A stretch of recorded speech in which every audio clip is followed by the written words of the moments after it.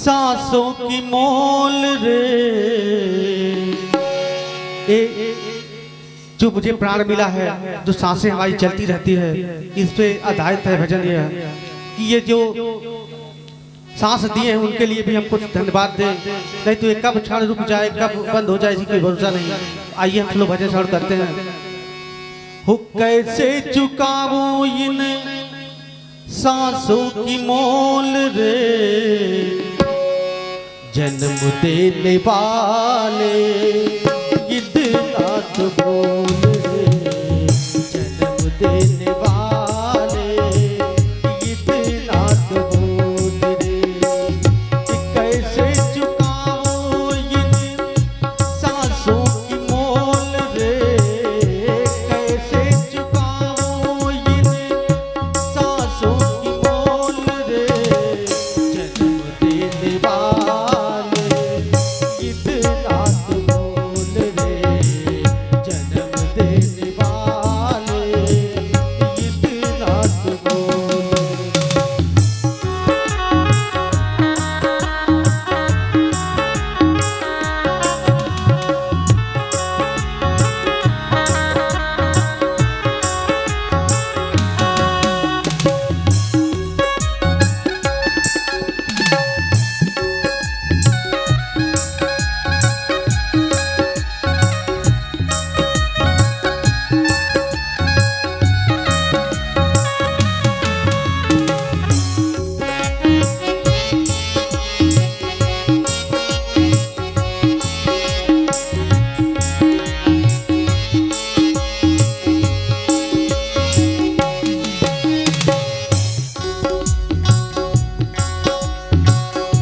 तेरी कृपा से मुझको मिला है ये तन,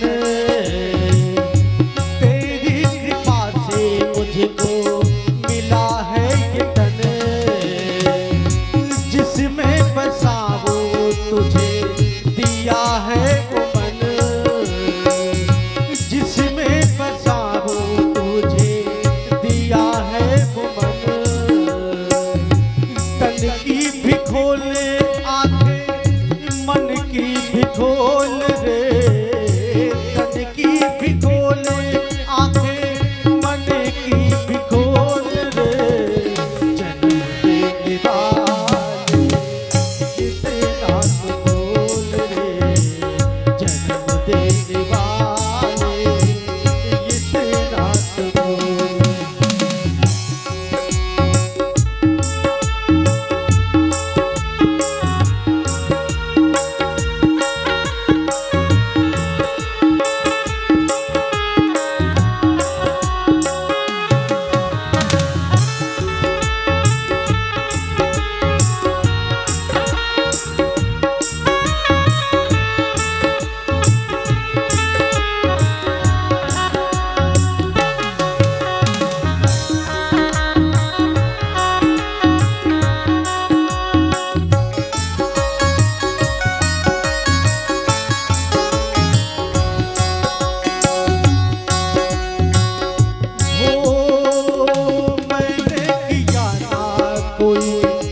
दाने धर्म छल से भरे हैं मेरे सारे कर्म, मैंने किया ना कोई दाने धर्म, छल से भरे हैं मेरे सारे कर्म। नाम ना भुलाया मैंने तेरा अनमोल रे, नाम ना भुलाया मैंने तेरा अनमोल रे, जन्म देने वाले इतना तो बोल रे, जन्म देने वाले इतना तो बोल रे। कैसे चुकाऊं इन सांसों की मोल रे, कैसे चुकाऊं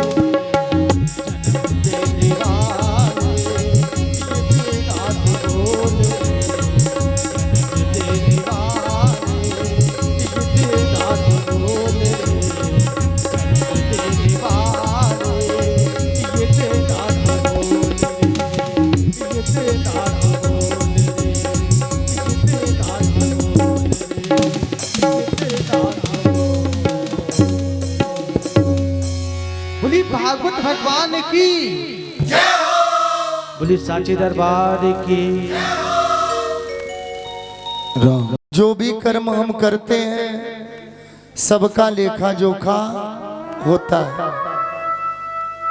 तो आइए महाराज, मन और वाणी को पवित्र करने के लिए एक छोटा सा भजन हो जाए, उसके बाद कथा प्रारंभ होगी। साधक ने कहा, मेरे मालिक के दरबार में सब लोगों का खाता, मेरे दरबार में सब लोगों की खाता, मेरे मालिक के दुकान में सब लोगों का खाता, मेरे मालिक की दुकान में सब लोगों का खाता। जो नर जैसा कर्म करेगा, जो नर जैसा कर्म करेगा वैसा ही फल पाता, मेरे मालिक की दुकान सब लोगों की खाता, मेरे भगवान की दुकान में सब लोगों की खाता। जो नर जैसा कर्म करेगा, जो नर जैसा कर्म करेगा वैसा ही फल पाता, मेरे मालिक की दुकान में सब लोगों की खाता।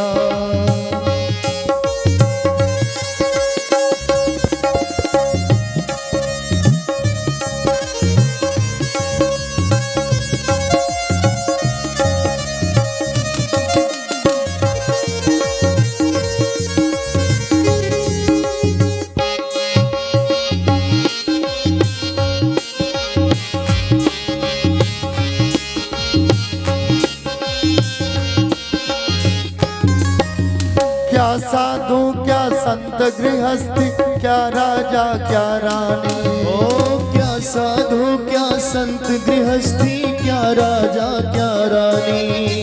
क्या साधु क्या संत गृहस्थी, क्या राजा क्या रानी, ओ क्या साधु क्या संत गृहस्थी, क्या राजा क्या रानी।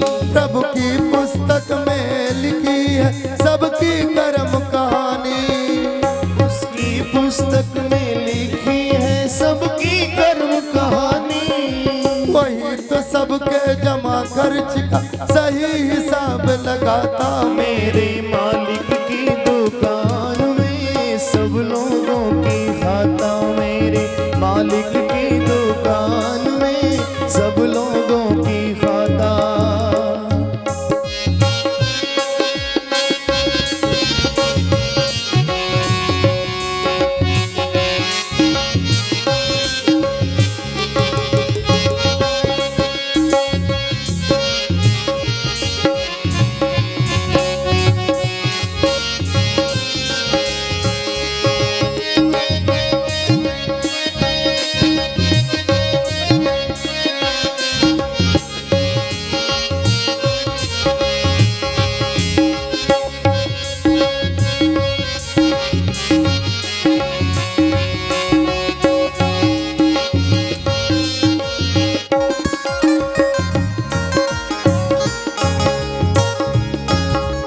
करता है इंसाफ सभी के सिंहासन पर डट के, ओ करता है इंसाफ सभी के सिंहासन पर डट के।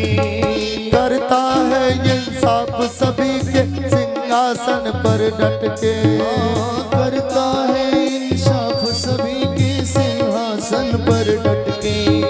सिंहासन पर डट के भैया, सिंहासन पर डट के, सिंहासन पर डट के भैया, सिंहासन पर डट के। उसका फैसला कभी न टलता, उसका फैसला कभी न टलता, लाके कोई सर पटके, उसका फैसला कभी न टलता, लाख कोई सर पटके। समझदार तो चुप रहता है, पूरक शोर मचाता, मेरे भगवान की दुकान में सब लोगों की खाता। भगवान के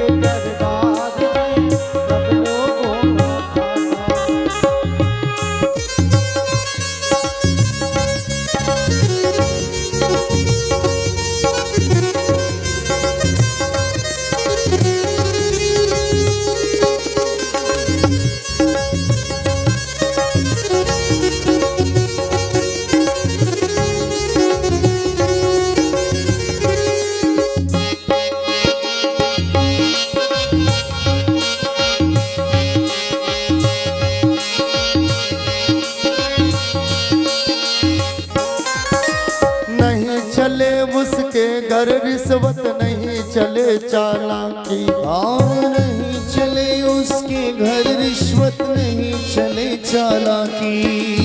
वहाँ रिश्वत काम नहीं करता महाराज, चाहे आप करोड़ों रुपया रख लो, लेकिन जब वहाँ जाओगे ना तो वहाँ धन काम नहीं करता। वही एक ऑफिस है जहाँ घूस नहीं चलता महाराज। हाँ, नहीं चले उसके घर रिश्वत, नहीं चले चालाकी। ओ नहीं चले उसके घर रिश्वत, नहीं चले चालाकी। नहीं चले चालाकी भैया, नहीं चले चालाकी। ओ नहीं चले चालाकी भैया, नहीं चले चालाकी। उसके अपने लेन देन की रीत बड़ी है बाकी। उसके अपने लेन देन की रीत बड़ी है बाकी। पुण्य का बेड़ा पार करे वो, जय हो।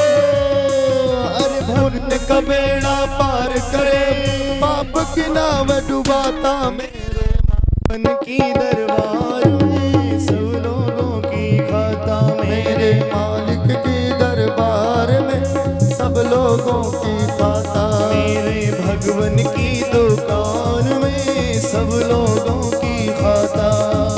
जो नर जैसी करनी करता वैसा ही फल पाता मेरे मालिक की दरबार में सब लोगों की खाता। मेरे मालिक की दुकान में सब लोगों की खाता। मेरे भगवन की दरबार में सब लोगों की खाता। मेरे भोले के दरबार में सब लोगों की खाता। प्रेम से बोलिए सांवरे सरकार की। देखिए आज हमारे प्रिय नाभि से एक कमल की उत्पत्ति हुई और उसी कमल से ब्रह्मा जी की उत्पत्ति हुई। महाराज जब ब्रह्मा जी की उत्पत्ति हुई, ब्रह्मा जी अपने चारों ओर देखने लगे, कोई दिखाई न दिया। तो ब्रह्मा जी मन में सोचने लगे कि हमारा जन्म कैसे हुआ, हमारे जन्मदाता कौन है। तो बड़ी देर तक सोचते रहे, कुछ समझ में नहीं आया। तो ब्रह्मा जी सोचने लगे, लाओ इस कमल के जड़ का पता लगाए। जब कमल के जड़ का पता लग जाए तो हो सकता है मेरे जन्मदाता का पता भी लग जाए। हमारा है महाराज। तो ब्रह्मा जी कमल के जड़ को ढूंढने लगे। कई बरसों तक ढूंढने के बाद उन्हें कमल का जड़ नहीं मिला। फिर थके हारे आए, कमल पर बैठ गए। फिर कुछ क्षण सोच विचार करने के बाद ब्रह्मा जी विचार करने लगे, लाओ जो कमल के फूल का डंठल है भीतर घुसकर देखे। तो जब भीतर घुसकर देखने लगे फिर भी कुछ नहीं मिला। फिर आए, थके हारे बैठे, मन में विचार करने लगे कि हमारा जन्म क्यों हुआ, किसने हमें जन्म दिया, हमें करना क्या है, कुछ भी समझ में नहीं आया। तभी ब्रह्मा जी के कानों में दो शब्द सुनाई पड़े, ता और पा, दो अक्षर। तो जब अलग अलग ताय और पा को करके ब्रह्मा जी सोचने लगे तो कुछ समझ में नहीं आया। तो ब्रह्मा जी ने कहा लाओ दोनों को जोड़ दे। तो जब दोनों अक्षर को जोड़ दिया तो एक शब्द बना, तप। तप का अर्थ होता है तपस्या। लेकिन महाराज जब आप किसी को जानते नहीं, कोई मंत्र नहीं, कोई विधि नहीं, कुछ भी ज्ञात नहीं है, तो आप तपस्या कर पाओगे? नहीं हो पाएगा। तो ब्रह्मा जी सोचने लगे, जब हम किसी को जानते नहीं, कोई विधि पता नहीं है, कोई मंत्र पता नहीं है, तो हम किसी का तप कैसे करें। सो महाराज भगवान को एकाएक आकाशवाणी के द्वारा ये मालूम हुआ और वहीं ब्रह्मा जी ने विराट पुरुष भगवान का दर्शन किया। महाराज जब ब्रह्मा जी ने तप किया तो भगवान का आदेश मिला कि जाओ तुम सृष्टि की रचना करो। अच्छा महाराज भगवान विष्णु का वास क्षीर सागर में होता है ना। क्षीर का मतलब होता है दूध, क्षीर का मतलब दूध। दूध के समुद्र में भगवान विष्णु वास करते हैं। अच्छा महाराज वैज्ञानिक और जो नए धर्म वाले भी धर्मी हैं, देखिए बुरा मत मानिएगा, हम तो कुछ भी बोलना हो वैसे स्पष्ट बोलते हैं, भले किसी को दुख लगे। जो विधर्मी हैं वो लोग बोलते हैं भैया कहीं दूध का समुद्र होता है, अगर कहीं दूध का समुद्र होता तो दिखाई देता। आज तक ना तो वैज्ञानिकों ने देखा ना तो और किसी ने देखा, तो इसका मतलब दूध का समुद्र नहीं होता। लेकिन महाराज अब आप लोगों से हम एक प्रश्न पूछेंगे, आपके घर में अगर चावल ना हो, कोई भिखारी आ जाए तो आप चावल उसको दे पाओगे? हाँ या ना बोलिएगा सब लोग। घर में आपके चावल नहीं है और कोई भिखारी आ जाए वो चावल मांगे तो आप चावल दे पाओगे उसको? नहीं दे पाओगे। तो आइए आज हम साबित कर दें कि दूध का समुद्र भगवान के पास है। ध्यान दीजिएगा सब लोग। एक स्त्री जब जन्म लेती है, थोड़ा भाई कड़वा है लेकिन बर्दाश्त करिएगा। एक कन्या का जब जन्म होता है तो जन्म के साथ ही उस कन्या के शरीर में स्तन बन जाता है। स्तन बनता है कि नहीं? बनता है। लेकिन उस स्तन में दूध कब आता है? जब वह कन्या स्त्री बनती है और किसी संतान को जन्म देती है, तुरंत उसके स्तन में दूध आ जाता है। आता है कि नहीं? आ जाता है। अगर भगवान के पास दूध का समुद्र नहीं है तो भगवान दूध कहां से लाके डाल देते हैं? कैसे स्तन में दूध आ जाता है? अच्छा कुछ लोग यहाँ बोलते हैं बाबा माता जो खाती पीती है ना उसी से दूध बनता है। तो क्या यह स्त्री जब से पैदा हुई तब से खा पी नहीं रही थी? तब से तो ये भोजन कर रही थी, जल पी रही थी, तो इसको दूध क्यों नहीं आया? अगर खाने पीने से दूध आता तो स्तन भी था, नारी खाती पीती थी तो दूध तो पहले आ जाना चाहिए था, लेकिन दूध नहीं आया। जैसे ही भगवान ने देखा कि अब दूध का ग्राहक आ गया, तुरंत भगवान उस क्षीर सागर से भर के दूध उसमें डाल देते हैं। अब भगवान के पास है तभी तो डाल देते हैं, अगर भगवान के पास नहीं होता तो डाल पाते? नहीं डाल पाते। तो इसका मतलब भगवान के पास दूध का समुद्र है ना?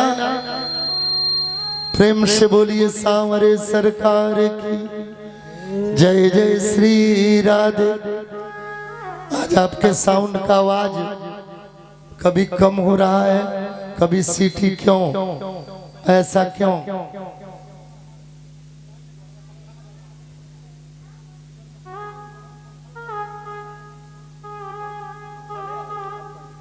तो देखिए मेंटेन कीजिए इसको। हाँ आइए महाराज, जब ब्रह्मा जी को भगवान का आदेश मिला कि सृष्टि की रचना करो,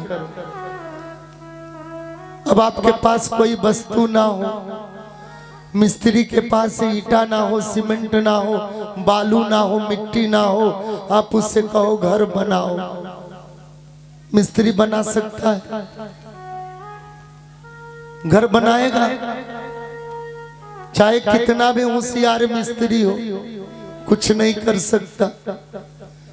तो ब्रह्मा जी सोचने लगे सृष्टि रचना का आदेश तो मिला, लेकिन मटेरियल तो कुछ नहीं, आखिर सृष्टि की रचना हम कैसे करें? तो जब कुछ भी समझ में नहीं आया तो ब्रह्मा जी ने क्या किया, जिस कमल पर बैठे थे ना उसी को तोड़ना शुरू कर दिया। अब यही है इनके पास, और तो कुछ है नहीं।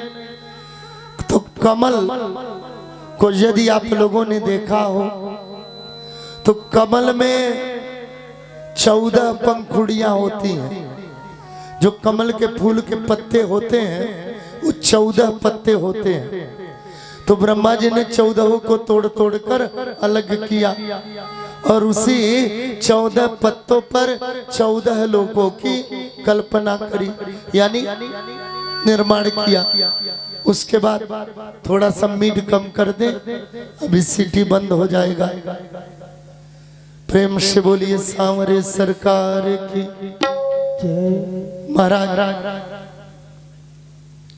अब डंठल बचा कमल का, तो आप लोगों ने देखा होगा बचपने में कमल या कोइया देखे होंगे आप लोग, तो खूब तोड़ तोड़ के माला बना के हम लोग पहनते थे बचपने में, याद है? तो जो डंठल हम लोग तोड़ते थे ना, डंठल में नीचे से ऊपर तक कितने छिद्र होते हैं? 3 छिद्र, 3 होल नीचे से ऊपर तक होता है। तो तीनों छिद्रों में से ब्रह्मा जी ने 3 भाग कर लिया और उसी को 3 लोक में रचना कर दी। तो कुल मिला के 17 लोक हो गए। जय श्री श्याम।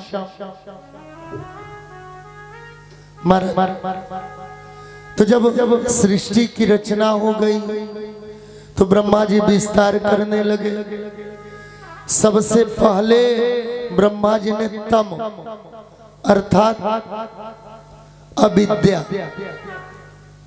अब जरा समझिएगा, बहुत लोग बोलते हैं फला व्यक्ति तो बुद्धू है, उसके पास ज्ञान नहीं है।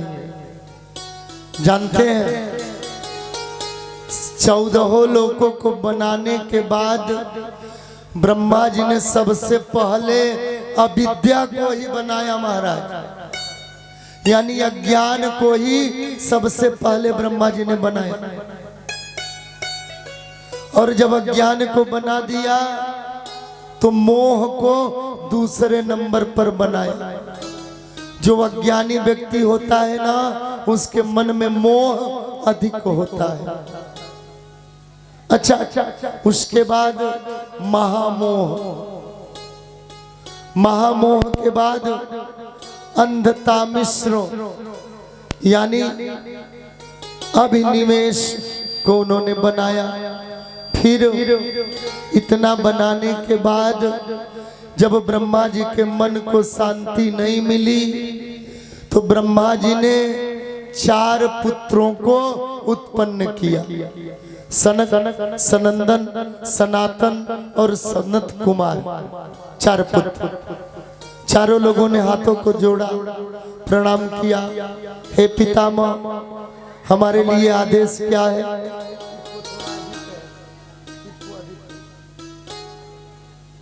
महाराज, हमारे लिए आदेश क्या है? ब्रह्मा जी ने कहा तुम लोग संतान की उत्पत्ति करो।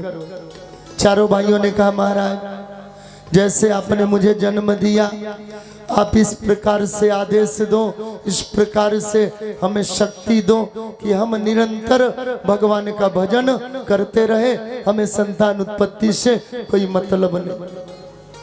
पिता कोई आदेश दे और पुत्र काट जाए तो पिता को क्रोध आएगा।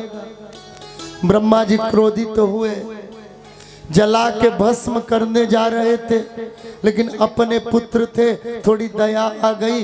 ब्रह्मा जी ने क्रोध को शांत किया और श्राप दिया, जाओ तुम लोग हमेशा 5 वर्ष के आयु में रहोगे, तुम्हारी आयु कभी बढ़ेगी नहीं, तुम हमेशा 5 वर्ष के बालक के रूप में रहोगे।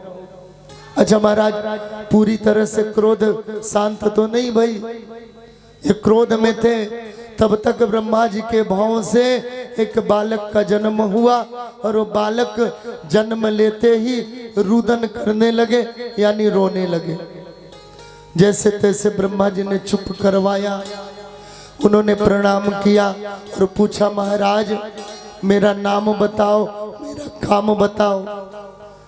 ब्रह्मा जी ने कहा, सुनो, तुम जन्म लेते ही रोने लगे, ये तुम्हारा नाम होगा रुद्र। प्रेम से बोलिए रुद्र भगवान की। महाराज तुम्हारे लिए आदेश, तुम संतान की उत्पत्ति करो।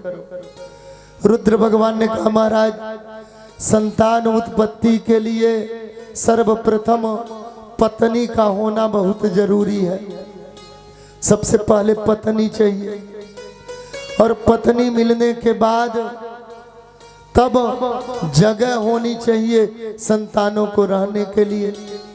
ब्रह्मा जी ने कहा, ठीक है, आज से तुम्हारे रहने के लिए 11 स्थान होंगे, तुम्हारे 11 रूप होंगे और 11 पत्नियां होंगी।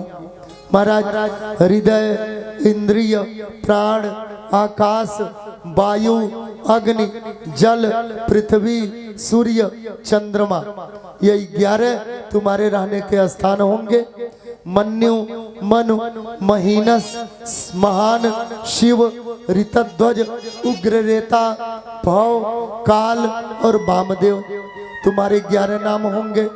और तुम्हारी पत्नियां धी, वृत्ति, उष्णा, उमा, निवृत्ति, शर्पी, इला, अंबिका, इरावती, सुधा और दीक्षा, ये 11 तुम्हारी पत्नियां होंगी।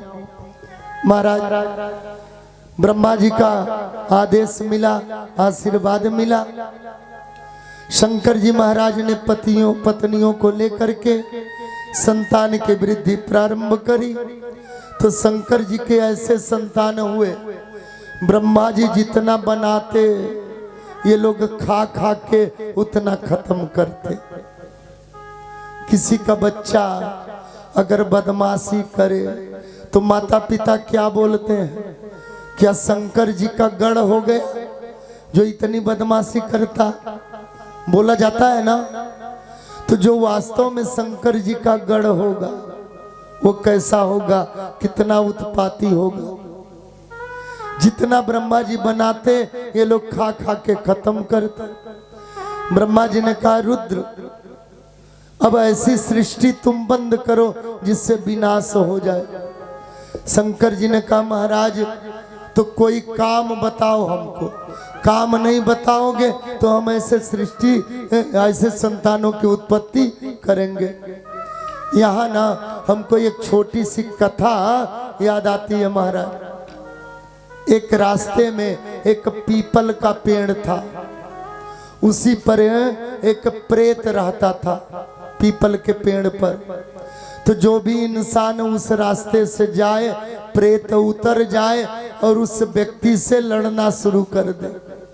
प्रेत बाजने लगे तो मनुष्य बोलता, भैया हमको छोड़ दो। तो प्रेत बोलता, ठीक है छोड़ देंगे, जब तक तुम हमको काम दोगे, जब तक काम में फंसा के रखोगे हम तुमसे नहीं लड़ेंगे, लेकिन जिस दिन तुम काम नहीं दे पाओगे हम तुमसे लड़ेंगे। अच्छा, प्रेत को कोई कितना काम दे पाए? जो 4 दिन का काम 10 मिनट में खत्म करके आ जाए और बोले काम दो नहीं तो हमसे लड़ो। कई लोगों को प्रेत ने ऐसे मार दिया। तो एक व्यक्ति मिला थोड़ा बुद्धिमान, उसने कहा ठीक है अगर काम नहीं दे पाएंगे तब न लड़ोगे, चलो हमारे साथ। वो लेकर के घर आया, जो भी काम होता प्रेत से करवाता, और जब काम खत्म हो जाता तो उसके घर के सामने एक पेड़ था, प्रेत को ले आता और बोलता भैया जब तक हम तुमको दूसरा काम ना दे पाए इसी पेड़ पर चढ़ो उतरो चढ़ो उतरो। हाँ। जब तक हम मना ना करें चढ़ते रहो उतरते रहो। अच्छा कब तक कोई चढ़ेगा उतरेगा? एक दिन प्रेत थक गया चढ़ते उतरते, और प्रेत ने कहा हम तो सोच रहे थे हम ही प्रेत हैं, लेकिन ये तो हमसे भी बड़ा निकला। प्रेम से बोलिए जय श्री कृष्ण। अच्छा इस कथा को क्यों कहना पड़ा? शंकर जी ने कहा दूसरा काम दो नहीं तो हम संतान की उत्पत्ति ऐसे करेंगे। ब्रह्मा जी ने कहा इसको ऐसा काम बताएं ताकि जीवन भर छुटकारा ना मिले। तो ब्रह्मा जी ने कहा एक काम करो, जब तक हम तुमको मना ना करें तब तक जा करके तुम सीताराम सीताराम जपो। हाँ, जब तक हम मना ना करें तुम सीताराम सीताराम जपो।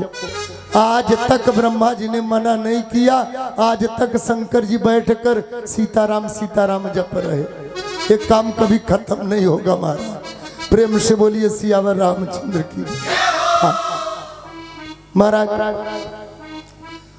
इस प्रकार से सृष्टि करने के बाद भी जब ब्रह्मा जी को संतुष्टि नहीं मिली तो ब्रह्मा जी ने 10 पुत्रों की उत्पत्ति करी।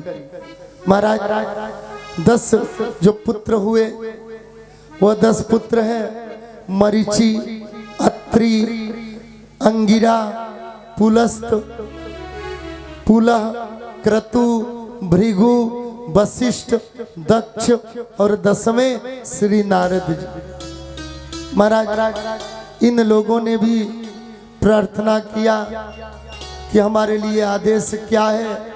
ब्रह्मा जी ने आदेश दिया कि तुम सृष्टि को बढ़ाओ, संतान की उत्पत्ति करो। तो सबने तो स्वीकार किया, लेकिन नारद जी ने स्वीकार नहीं किया। नारद जी ने कहा हमको संतान उत्पत्ति नहीं करनी। तो ब्रह्मा जी को क्रोध आया। ब्रह्मा जी ने कहा ठीक है अगर तुम संतान उत्पत्ति नहीं करोगे तो जाओ, हमारा श्राप है, गौ दूहने के समय से अधिक तुम कहीं टिक नहीं पाओगे। जितना समय एक गाय को दूहने में लगता है ना, नारद जी उससे अधिक समय तक कहीं रुक नहीं पाते, क्योंकि ये ब्रह्मा जी का श्राप है उनको। महाराज फिर ब्रह्मा जी ने अपने होठ से लोभ को उत्पन्न किया, भाव से क्रोध को ऐसे उत्पत्ति करी। फिर ब्रह्मा जी ने सरस्वती जी को उत्पन्न किया। अच्छा अब एक बात जरा समझिएगा आप लोग, ब्रह्मा जी की पूजा क्यों नहीं होती? एक पुष्कर को यदि छोड़ दिया जाए तो और कहीं ब्रह्मा जी की पूजा क्यों नहीं होती? इसका कारण क्या है? जो भी आप लोग जानते हैं बोलिए।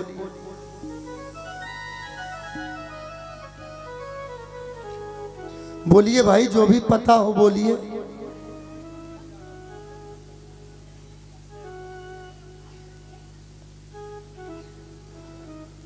कई लोग बोलते हैं ना कि ब्रह्मा जी ने अपनी पुत्री से विवाह किया इसलिए उनका पूजन नहीं होता।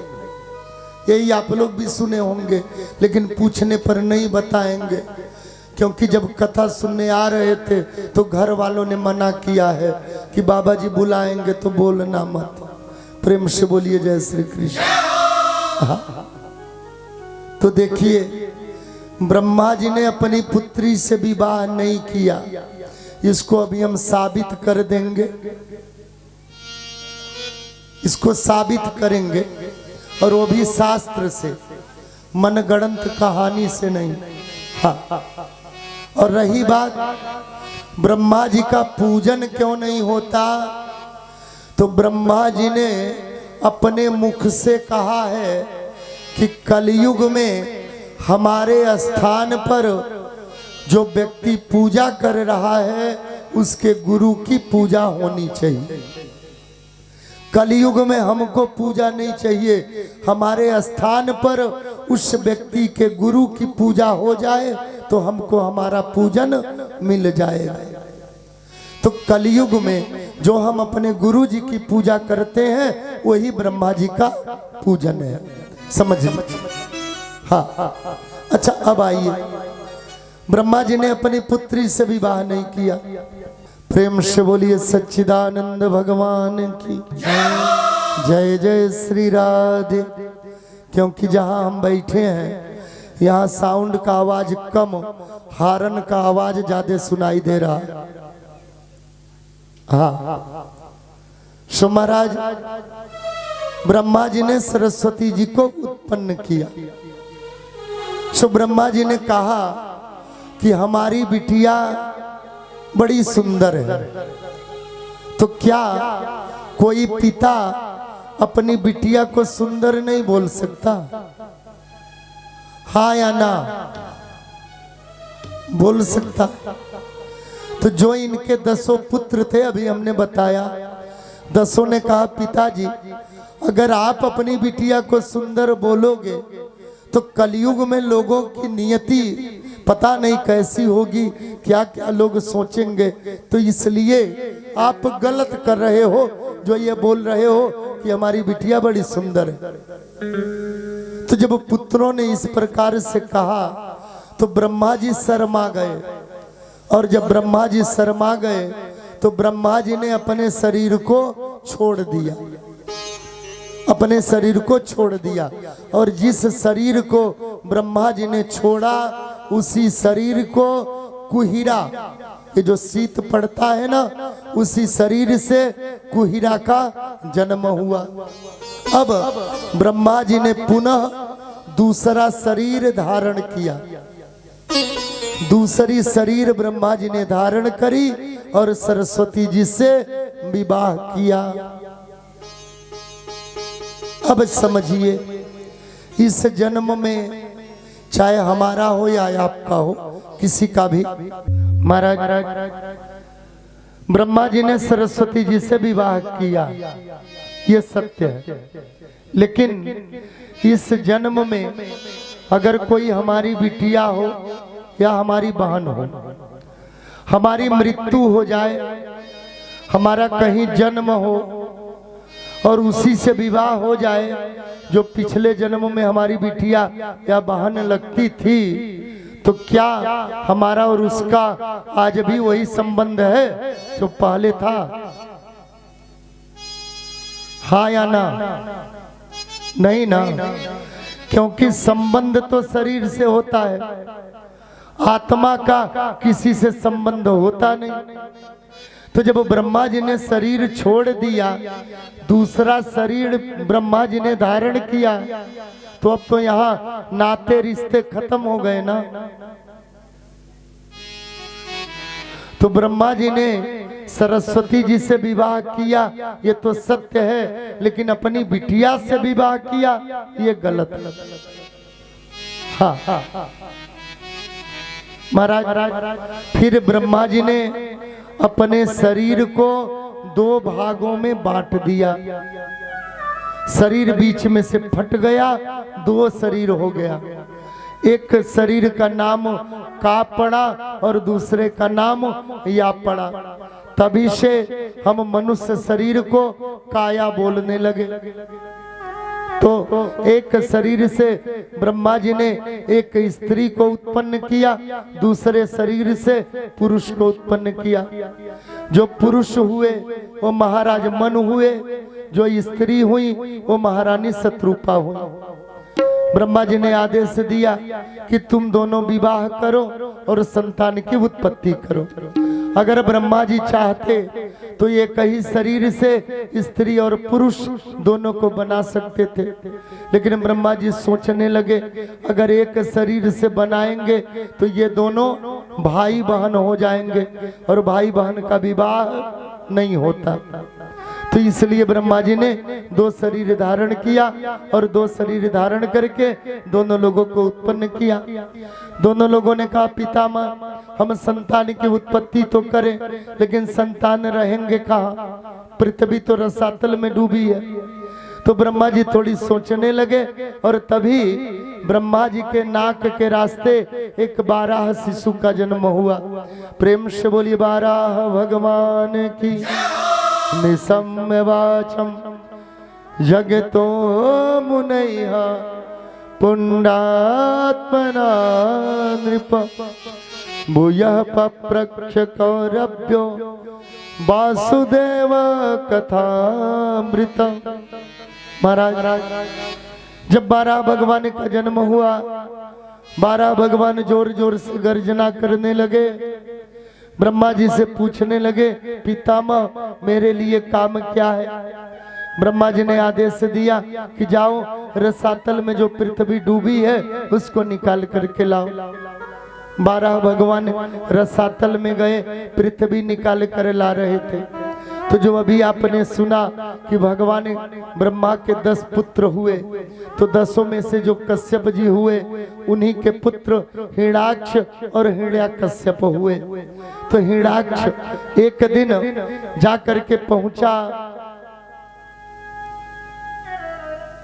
वरुण देवता के पास और कहने लगा कि आप हमसे युद्ध करो। वरुण देवता ने कहा देखो भैया हमारा काम युद्ध करना नहीं है, हाँ तुम्हारी इच्छा है तो तुम समुद्र में चले जाओ, वहीं तुमसे भगवान मिलेंगे, उनसे युद्ध कर लेना। तो ये समुद्र ढूंढ घूम करके भगवान को ढूंढ रहा था।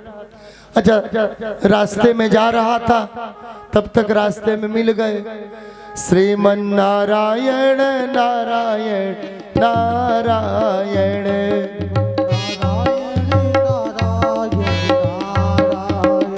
श्रीमन नारायण नारायण नारायण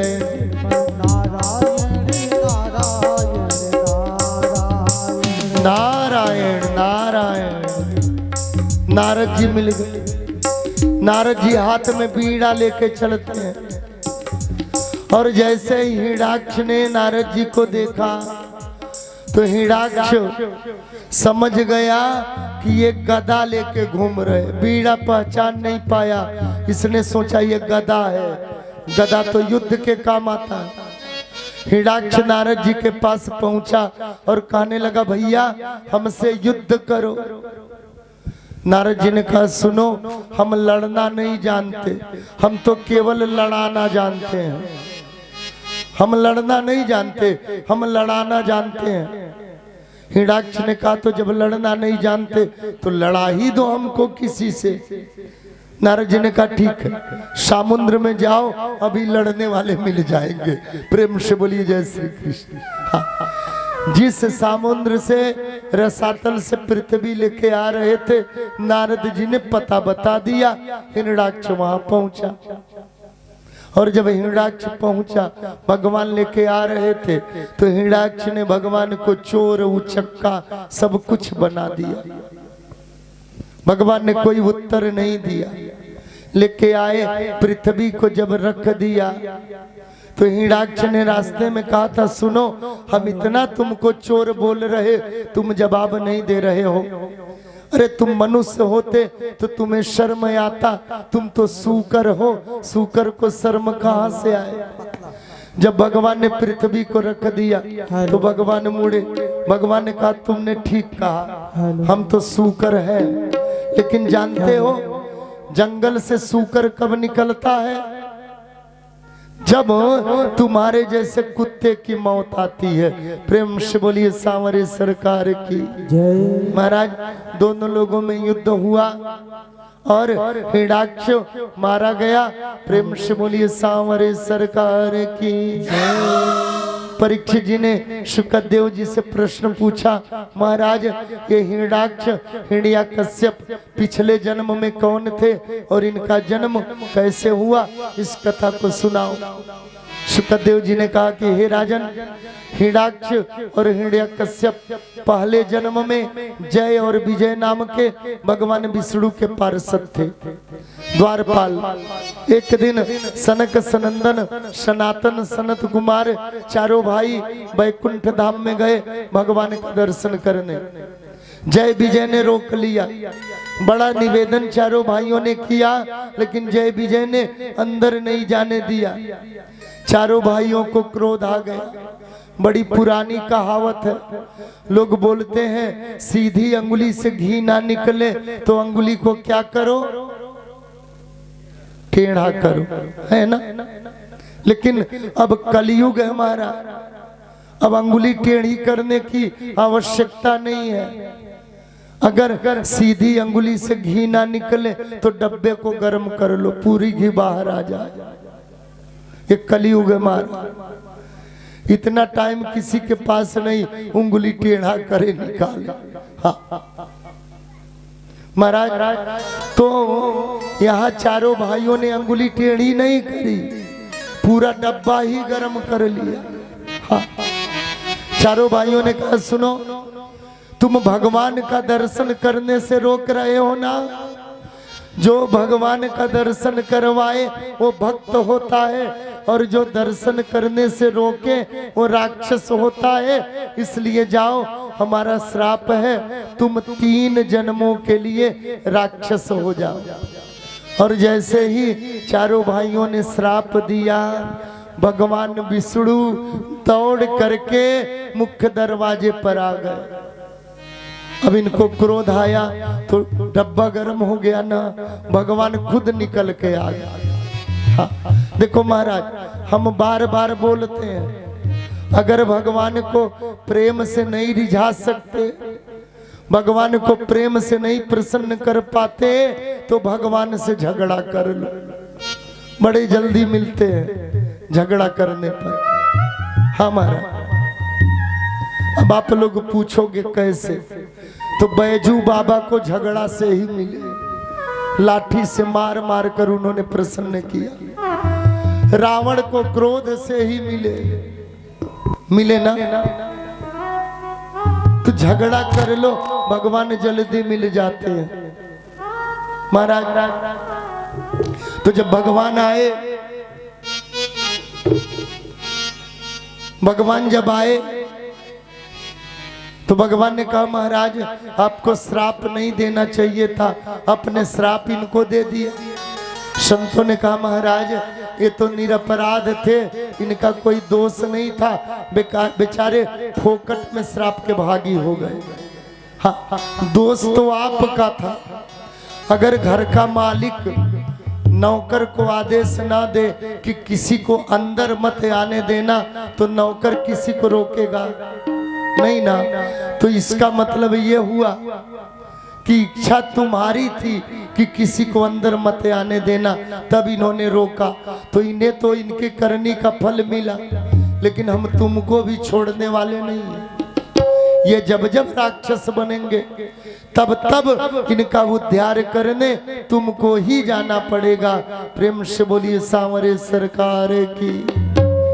जब ये दोनों हिरण्याक्ष हिरण्यकश्यप बने, तो हिरण्याक्ष को मारने के लिए भगवान को सूकर बनना पड़ा, और हिरण्यकश्यप को मारने के लिए नरसिंह रूप धारण करना पड़ा। दूसरे जन्म में जब ये रावण कुंभकर्ण बने तो भगवान को राम बनकर आना पड़ा। तीसरे जन्म में जब ये शिशुपाल और दंतवक्त्र बने तो भगवान को कृष्ण बन करके आना पड़ा। महाराज तो ये तो रही ये पिछले जन्म में क्या थे।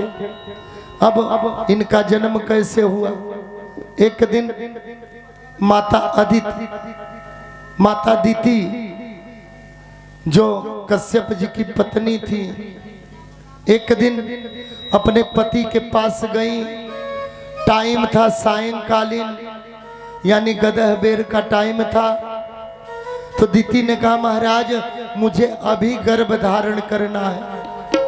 कश्यप जी ने कहा सुनो, एक तो अभी सायंकालीन बेला है, दूसरे मैं अभी खीर की आहुति यानी हवन कर रहा हूं, ये टाइम खत्म होने दो फिर हम गर्भ धारण करवाएंगे। महाराज